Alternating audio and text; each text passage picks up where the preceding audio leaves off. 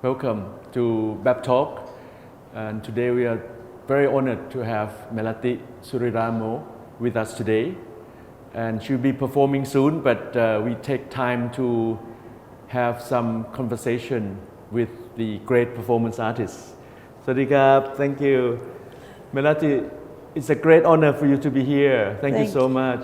Thank you for getting me here. Ajahn Apinan, I'm very happy to be part of the BAB 2020. Thank you. And first of all, to get you here, it's been a long journey. It was because we have to agree with the new regulations, travel regulations, and also with the 14 days quarantine that I on purpose or intentionally would like to join and try out, and how it feels with the quarantine, and then to present a body work, a performance, a live performance, which is my main medium. Who knows, it will be the future like this. So I dare myself to try, and it was a very special experience, of course. Because when I saw you at Macan in Jakarta last year, things were still normal. Yes. And the plan for you to travel from Solo to Jakarta and then fly here, everything sounds easy. But actually, I think we are dealing with everyday surprises in life, and I think it is, although it is like a big one, the pandemic affected the whole world, but maybe if we think really like our colleague told, what happened in Palestine, what happened in Afghanistan, in the crisis area over 30 years, and probably this is not a big surprise for them. So it's just, we need, probably because of the pandemic, maybe we also seek for balance. And that I really appreciate that Bangkok Art Biennale this year is happening, because we somehow have to overcome this, and I think it's the right decision. Of course, Bangkok Art Biennale cannot happen with the artists. And from the beginning, when we found out there's going to be pandemic, lockdown, we discussed with the 82 artists, you included, and in fact, none of them pull out. None of them say that they're gonna. So they all committed, and even though all of them cannot travel, but you're the first one to come. I'm the tryout. But I'm very happy then, and also like because of it relates also with my practice, which is very close to the concept of endurance, long durational performance. So being 14 days in quarantine is still harder than my long durational performance, because there is like a force factor in it, and there is like a special pressure.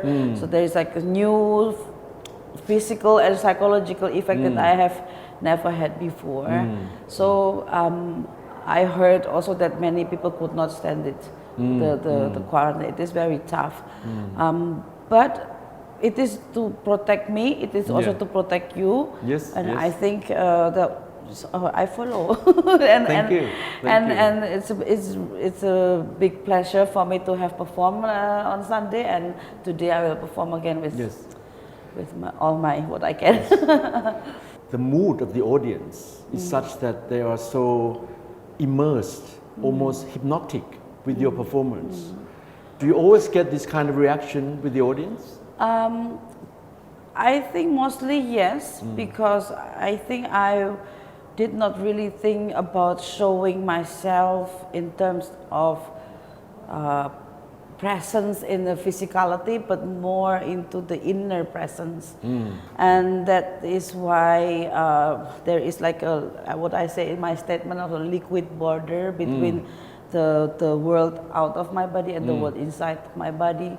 And so this language is actually a very known language that between you and me, between us, we have this sense, but normally in the stage performance there is kind of a border. But I try to deal with this liquid one, and so people can be with themselves, can feel, and can seek for something that they want to know or to bring them somewhere. So, like in here, we actually have the precaution of the plastic to protect, but it doesn't matter because your action is almost liquid. Yes. The communication is like very straight, and even cannot hear or cannot understand what you say, the audience can steal the vibration. We have to protect the audience and to limit the possibility of the COVID, of course, and it's a regulation of the building, of course. Then we have to put the plastic on. Yes, yes. And but it's enough space. I have enough space to move and to do my actions, and I think audience also have enough space to choose their own seat and where they stand to see me from different perspectives. Yes. So I think that is quite helpful. Please tell us the choice to choose this particular because performance. The escape route for me was interesting. I offer several previous performances that I have done that is related with the escape routes, and this one apparently the right choice. We have chosen. We have decided together, and I think this is about this situation also. This situation that we can imagine our body is a state of being, of course, but it is also like if a country, as if a country is like our body, there is organization, there is a nerve system, there is a lot of tools that a lot of functions that we use in our body, the organs and so on. And if someone is constantly into the condition of under pressure and there is the nausea, the nauseatic effect or physical effect of the body that one day it will be like more explosive or disruptive. And so this performance is like for me, because it was created in 2016, and now to the year 2020, it gets more and more closer to where we are now in this world. And because in many sides, everything has an opportunity, like the politics, the economy, the socio-cultural life, and everything is changed and seek for possibility to change, to interrupt, to even to totally change, but this is a condition that is forced by the pandemic, and I hope the world will have more good people rather than evil, so that it will change into a better condition. But we just try to live with this, and maybe we have to think twice also. The live actions were so mesmerizing, and when you chose this piece, it was still touch and go during the pandemic. But as time developed, the socio-political situation in Thailand has shifted drastically. So the layering of the meaning of your action, even one movement or one spurt of paint, it, like you said, it's a metaphor or the analogy of the nation suffering. So in this way, okay, you choose the work, and the symbol of nation could be, like you said, Syria, Afghanistan, Indonesia, or Thailand. But because it's made here, specifically here, people can also relate of how this nation is shifting. And there's a lot of people who want to criticize, in terms of what art does. And in this case, Bangkok Art Biennale, they said, it's just that it's for the art and nothing related to politics or society, nothing's related to what's going on just outside here, outside the BACC, where there's a lot of protests. So your work is almost like bringing the zeitgeist of the movement inside the BACC. it's suitable by the time, because when we decided to perform this piece, we did not know that the protest situation is going to be bigger and more and more bigger. But I have started my career underground. I have no worry. I'm not afraid to perform on the street, in different areas outside, in the middle of the public. But at this time also, sometimes people think that art must be direct for the people, but there are many kind of people. So if there are people making art outside, good. There are people making art at home, also good. There are people making art inside the institution, is also good. So the more places and spaces occupied by art, the better. Politically also like that, we have to occupy many spaces in different kind of states actually. So I'm not worried. So I can do this also, but it's not I will do another work if I have to be outside.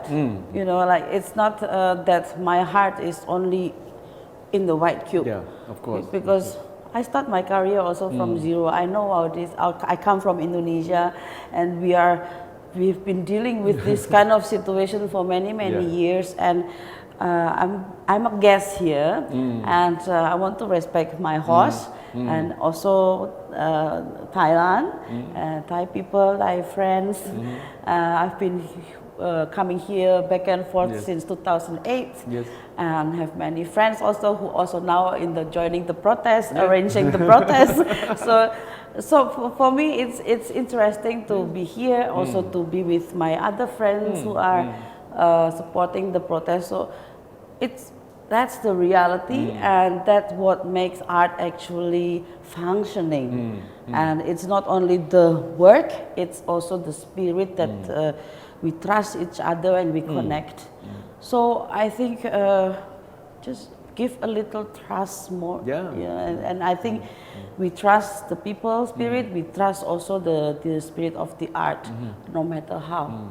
And I think that many problem appears, of course, and you can find many reasons for saying that bad or good, but art is not about bad and good only. Exactly. Yes, art is like how you value this with certain kind of humanity sense or human connections, and how we do, how we find out our collective spirit actually is very interesting.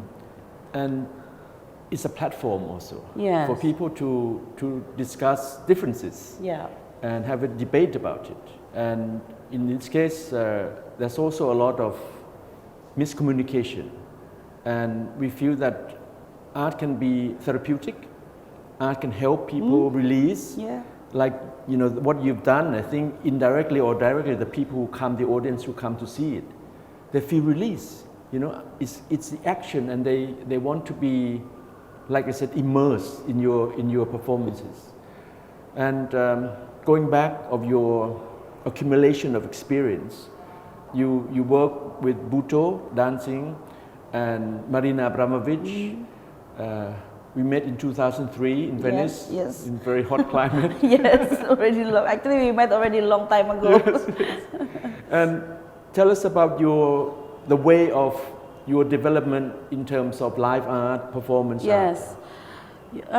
I think for me, getting more and more interesting, because I grew up with my art actually from the West, from Germany, starting my seriously following my art desire into the artistic work is when I was in Germany. But later, especially the last 6 years since I came back to my home country, I feel more like why we are here in Solo, for example, in Indonesia, and why do we have to think according to the aesthetic or the philosophy of the Western? How do we see our source here? How do we supposed to see our resource here with the way of thinking of the Western? Why not? Where is the other tool what we have? Are those tools disappeared because of the colonialism? Are those two also disappeared because of any other social, cultural factors that is merged with our human characters? So through performance art, I'm seeking something that is related with this soul. That's why Jakarta Biennale, when I was the director, artistic director, I choose jiwa. Jiwa is the more than just the soul of things, of our life. So that is beyond the aesthetic or like aesthetic, Western aesthetic or any other aesthetic, but something that is particularly appears into our contemporary life, but also has a long history of culture. So when I do this, I learn how my body is becoming. So it's not that I arrange something. It has after this I do this. After this minute I don't have the watch here. So I have a feeling of time. How this sensitivity of time and moment. Impromptu also. Yes, impromptu and makes like the body is becoming, the soul is becoming or arriving or something. That is more terms that are used in the spiritual practice. But also like in the Buddha aesthetic, for example, it's not about dancing or choreographing, but it's about the body is becoming. Also like the Antonin Artaud manifesto about the theater of the cruelty, and all this actually resource from the East, and I think that is at least that I have found that helped me also like to have a new tool to see, the reality of the contemporary life is like this, but our long history, our attached, inherited culture is in our body. So that's a lifelong seeking, I think. Yeah. And in terms of in this region, animism is a lot to be related to, whether it be Cambodia, Indonesia, Philippines, Thailand. This animistic beliefs and ritualism, I think has a strong part when it's immersed with Buddhism, Hinduism, or even Islam. Yes. So you feel that the way you express yourselves, it relates to the inner body or expressing the angst. There is some decision that I made. How do I bring my approach or my experience with or my knowledge or my acceptance about the power of spirituality that is in our region into this. Why not I'm using bells, or I did also perform with bells or with holy incense or something like that. I think I like to combine also with the understanding of the, for example, minimalism. And also like Zen is also something very strong that is like haiku also, something that is simple. And in Javanese also, in my own culture, we have a very simple garden concept, which is like very plain and very minimum actually. And I think that's why the repetition of one action is for me important for the duration of performance, because it is giving also an opportunity, a space, a chance for me and for the audience to find their own inner space. And so that what I do, what happened in my body or my presence during the actions, my experience probably should be different than the audience experience. So I'm not telling them something, but I offer a trigger, a catalyst. A catalyst or a door of. I open the door of perceptions, or so they can enter according to their personal baggage or personal background. Yes. In 2018 Bangkok Art Biennale, the first one, when Marina Abramovich came for 3 weeks with many of her artists, 7, 8 of them, and they did all over the space, Bangkok Art and Culture Center, where they do the long durationals. Yes. From Bangladesh, India, Iran, Greece, Thailand. When the audience came, sometimes they start crying. Yes. Say the artist Lintet from Myanmar, he stand in the barbed wire cage. Yes, I remember. People just, they come to confront him and start crying. Yes. So on Sunday, I saw many people react emotionally with your performance, and I'm sure they can relate deeply with your action. Yeah, I think this is what for me that the work is completed. The live performance or the work is completed when there is this dialogue. Yes. The non-verbal dialogue. Something that is transparent, but we don't know what, but something that is growing. Yes. And I think that is for me, I would say my work is completed. It triggers something. Yes. And I think that's a wonderful part actually. If people can go somewhere with their feeling and they reflect to something. It doesn't have to be like what I feel. Yeah.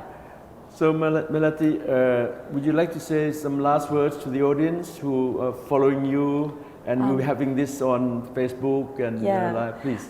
I would like to say thank you so much for all the support from the Bangkok Art Biennale and from the audience who come to witness my performance on last Sunday and today, and also those who shares the spirit of this performance through the social media and press.